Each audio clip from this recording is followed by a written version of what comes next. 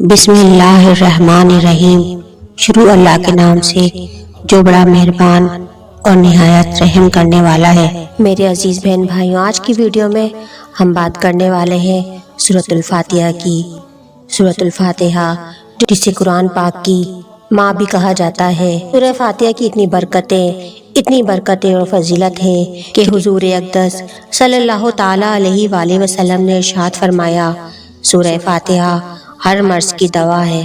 سورت کا نام سورۃ الشفا بھی ہے، دوسرا نام سورہ شافیہ بھی ہے، یعنی یہ سورت شفا دینے والی ہے۔ اگر آپ چاہتے ہیں کہ میری دلی جائز تمنائیں پوری ہو جائیں، میں جو دعا کیا کروں اللہ رب العزت اسے قبول فرمائے۔ پیارے ناظرین، بزرگان دین رحمت اللہ علیہ فرماتے ہیں، جو کوئی 100 مرتبہ سورہ فاتحہ پڑھا کرے اور اس کے بعد یقین کامل کے ساتھ اللہ رب العزت کی بارگاہ میں دعا کرے تو اس کی دعائیں قبول ہو جائیں گی۔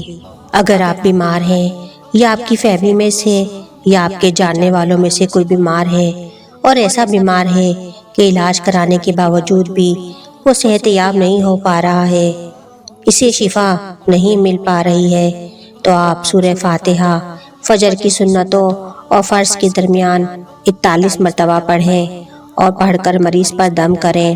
اپنا اعتقاد مضبوط رکھیں، یقین کامل رکھیں، انشاءاللہ مریض صحت یاب ہو جائے گا۔ اور اگر آپ خود بیمار ہیں تو آپ خود بھی یہ وظیفہ کر سکتے ہیں، مگر میرے بہن بھائیوں یہ بات یاد رکھیے گا، شفا دینے والی ذات اللہ سبحانہ تعالیٰ کی ہے، اللہ پاک چاہے گا تو ہی شفا حاصل ہوگی۔ اگر آپ کو ہماری ویڈیو پسند آئی ہے تو ویڈیو کو لائک، شیئر اور چینل کو سبسکرائب لازمی کیجیے گا۔